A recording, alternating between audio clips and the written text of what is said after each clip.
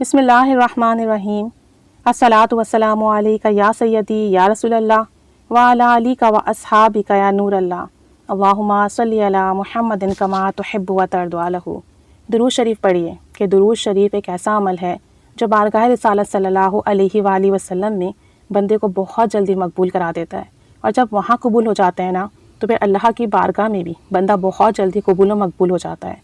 جمعے کے دن تو ویسے ہی درود پاک پڑھنے کی بہت برکت اور فضیلت ہے، لیکن اگر جمعے کے دن 3000 مرتبہ درود شریف پڑھ لیا جائے تو پھر کیا ہی کہنے۔ مفتی اعظم پاکستان کا معمول تھا، ایک صاحب نے مفتی اعظم پاکستان حضرت مولانا مفتی شفیع صاحب سے عرض کیا، حضرت ہمیں جمعے کے دن کتنی مرتبہ درود شریف پڑھنا چاہیے، یعنی جمعے کے دن درود پاک کی تعداد کیا ہو، تاکہ ہم یہ سمجھیں کہ ہم نے حضور صلی اللہ علیہ وآلہ وسلم کے ارشاد کے مطابق کثرت سے درود شریف پڑھ لیا ہے۔ تو مفتی صاحب رحمۃ اللہ علیہ نے فرمایا کہ 3000 مرتبہ درود شریف پڑھنا چاہیے، اور میرا بھی یہی معمول ہے، یعنی کہ اگر آپ یہ چاہتے ہیں کہ کثرت سے درود شریف پڑھ لیں، اور پھر جمعے کے دن تو درود پاک پڑھنے کی ویسے ہی بہت برکت ہے، تو آپ رحمۃ اللہ علیہ نے فرمایا کہ 3000 درود شریف پڑھا جائے۔ مفتی عبدالرؤف سکھروی مدظلہ فرماتے ہیں کہ میں حضرت مفتی اعظم پاکستان کی خدمت میں حاضر رہا ہوں اور پوری اکیڈمی کے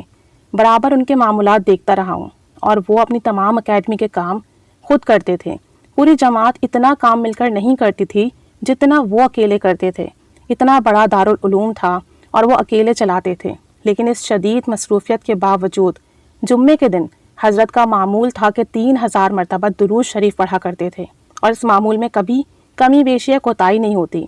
اور یہ حضرت کی اس عمر کا حال ہے جب وہ 80 سال کے تھے، لگ بھگ 80 سال کے قریب تھے، اور جمعے کے روز جتنی بھی مصروفیات ہو، جتنے بھی کام کاج ہو، 3000 مرتبہ درود شریف پڑھنے میں کبھی کمی کوتاہی نہیں کرتے تھے۔ تو دیکھیں، ایک تو آپ نے معمول بنایا اور اس پر پابندی کی۔ عمل چاہے جیسا بھی ہو، پابندی کے ساتھ کیا جائے تو اس کا فیض ہی اور ہوتا ہے۔ اتنی مصروف شخصیت، اتنے کام کاج، لوگوں سے زیادہ بڑھ چڑھ کر کام کر رہے ہیں، پھر عمر کا تقاضا بھی ہے، اس کے باوجود نبی کریم صلی اللہ علیہ وآلہ وسلم کی ذات اقدس پر 3000 مرتبہ درود پاک پڑھنا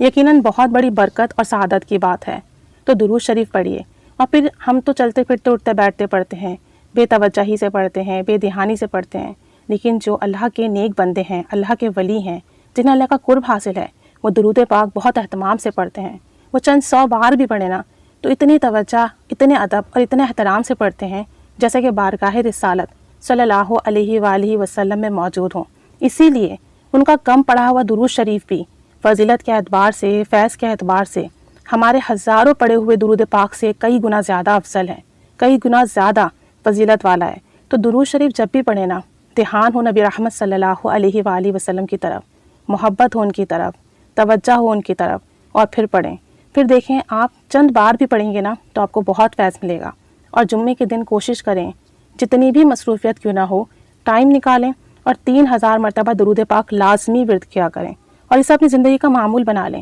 چاہے جیسے بھی معاملات ہو، کہیں آنا جانا ہو، کوئی کام کاج ہو، لیکن اس پر پابندی اختیار کیجیے۔ پھر دیکھیے گا کہ کیسی برکتیں ملیں گی، کیسا کرم اور فضل ہوگا، اور کثرت سے درود شریف پڑھنے والوں میں آپ کا نام لکھ دیا جائے گا انشاءاللہ تعالی۔